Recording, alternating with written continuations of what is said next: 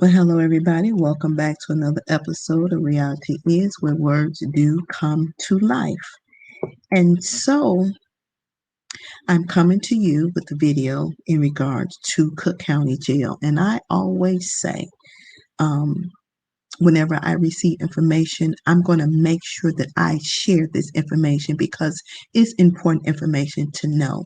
And to hear this type of information was very disheartening to hear it. And to hear that an inmate is actually in tears, and I know some people may not even care, and some of you elected officials don't care neither.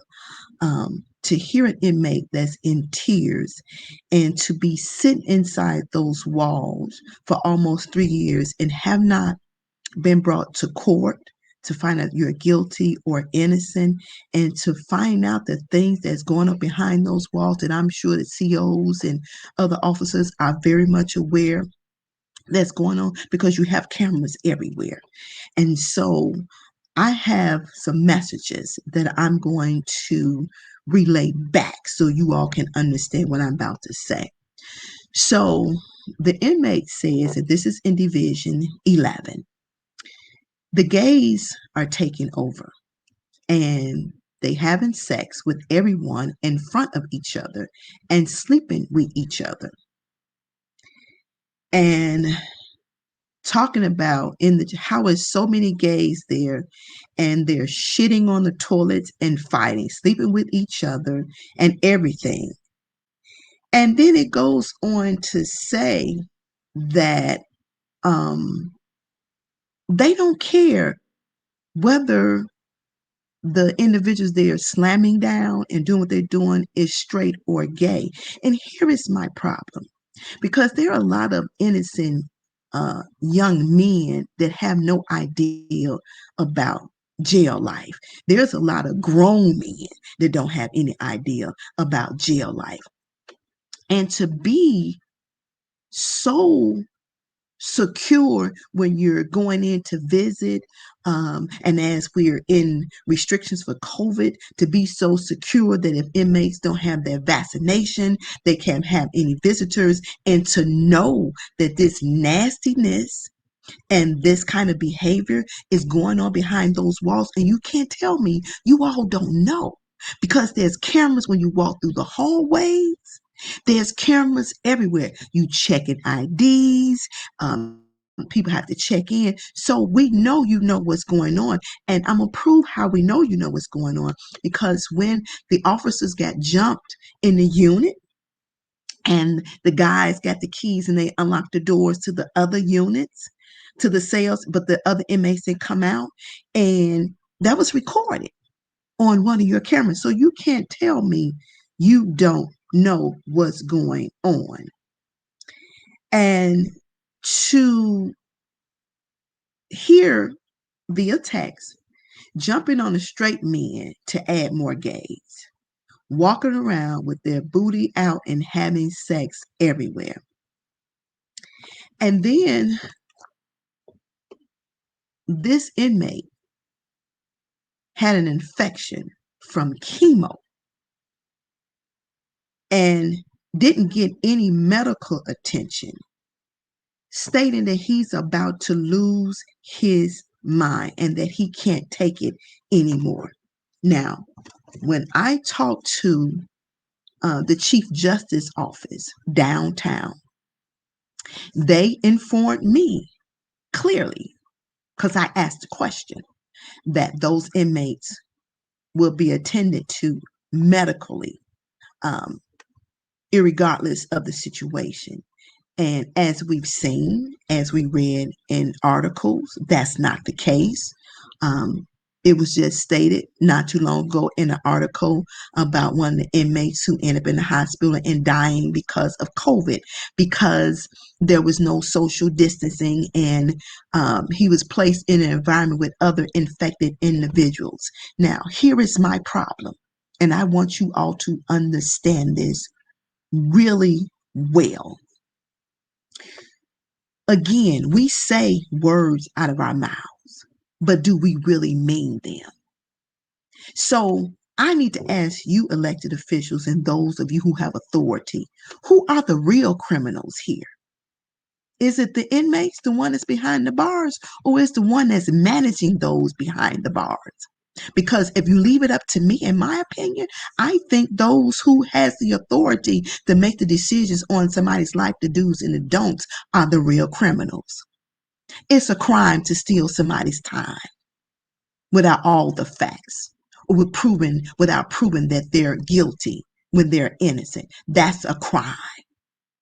That's called defacing someone's character. That's what it's called. It is a crime to watch and allow someone to be violated, and you're recording this and you know what's going on. That's a crime, because you know what it's called? It's called rape. And you all are allowing the violation. It's a crime to deny any human being medical attention. That is a crime. And so for me, you all are criminals. And maybe y'all asses should be arrested too and thrown behind the bars so you can see how it feels to live that life. So these incidents, these concerns, these aggravations and frustrations and irritations go on every person who has an authority to make a difference in our system, in which you all have been crying that's supposed to be prison reform, and I haven't seen it yet. Kim Fox, you've been in this office long enough to have changed some things, and yet we have seen no change as of yet. Your process is still slow. You're still stalling. Chief Judge Timothy Evans, you're not off the hook neither. Many, and I mean many, have contacted your office, and all you do is give them scripts in return. So why do we need you to hold the seat? Tom Dart, you only come out the woodwork when you feel like you're being pressured and somebody's attacking you. Well, think about how the families feel when they have to hear that their loved ones are being taken advantage of against their will. Their loved ones are being denied medical attention. Their loved ones are being placed in harm's way before they even found whether they are innocent or guilty. Think how that feels for that family. Toni Preckwinkle, you don't get by neither, because your name is on the outside too. Cook County Board President. What the hell are you doing? What? Pritzker? You're the governor. Mayor Lightfoot, you're the mayor. Danny Davis, you're the congressman. Dick Durbin, you're a senator. LaShawn Ford, state representative. Camille Lilly, Don Harmon. All of you all hold these seats. Why? Can you answer that question? Our system is flooded with unbalanced fairness, unbalanced transparency, and there is no honesty whatsoever. And you know, the inmates are not the only one who suffers. The family members suffers as well. Financially, you dismantle a family. So we have traded in the slave ship with the black folks at the bottom on wood benches and chains on their ankles and their wrists for our Cook County jails across this land and country. Now, again, as I've stated before, white people can be caught dead on video and they get to go home. The man who put his knee on George Floyd's neck on video with his hands in his pocket, but he got to go home. Kyle Rittenhouse got to go home.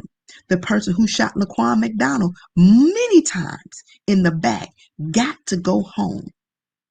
The person who went in Aubrey's apartment, in which he paid rent for, got to go home. But it seems, let's go back to the people for the insurrection at the Capitol. They got to go home. And the only reason you all did something, because of the pressure. But 9 times out of 10, they get to go home. But you want to lock the black and the brown up. Is your mechanism to break them. You're not helping the situation. You have all the documentation you need to clear the case and to close it, but you all refuse to.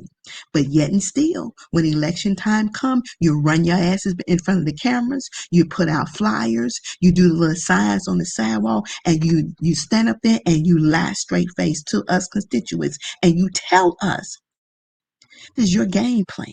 This is your motive. This is your inspiration to sit in that seat. And all it is a bunch of lies. And then you wonder why we have no belief, no hope, and no trust in what you say.